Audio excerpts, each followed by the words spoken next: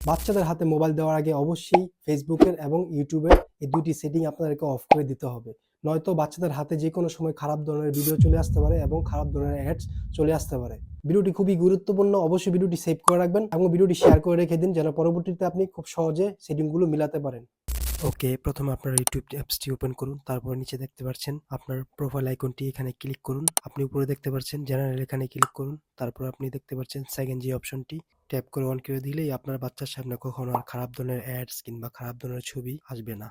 Already guys, এখানে আপনাদের কাজ হয়ে গেল। এখন আপনাদেরকে দেখাবো ফেসবুক থেকে কিভাবে আপনারা খারাপ ধরনের ছবি কিংবা খারাপ ধরনের অ্যাডস আপনারা অফ করবেন। সো ফেসবুক অ্যাপ্লিকেশনটি ওপেন করুন। তারপর আপনি দেখতে পাচ্ছেন নিচে আপনার প্রোফাইল আইকনটি, এখানে ক্লিক করুন। ওকে, এখন আপনি দেখতে পাচ্ছেন উপরে সেটিং, এখন এখানে ক্লিক করুন। অলরাইট গাইস, একটু নিচের দিকে স্ক্রল করুন। আপনি নিচে দেখতে পাচ্ছেন কন্টাক্ট পারফরম্যান্স, এখানে ক্লিক করুন। ওকে, আপনি দেখতে পাচ্ছেন এখানে ৩টি অপশন চলে আসছে। নিচে সেনসিটিভ কন্টাক্ট, এখানে ক্লিক করুন।